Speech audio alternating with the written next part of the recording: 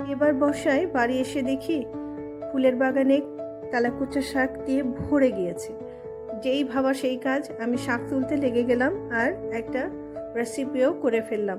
তোমরা আমাকে তেলাকুচা শাকের খুব মজার কিছু রেসিপি পাঠাও। আমি খুব বেশি একটা রেসিপি জানি না।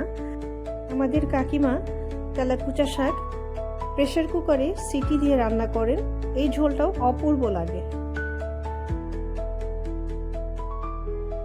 আমাদের উত্তরবঙ্গে ছোটবেলায় দেখেছি তেলাকুচা শাক অন্য শাকের সাথে মিশেল শাক হিসেবে রান্না করতে, কিন্তু শুধু তেলাকুচা শাকের রান্না আমি ছোটবেলায় দেখিনি আসলে।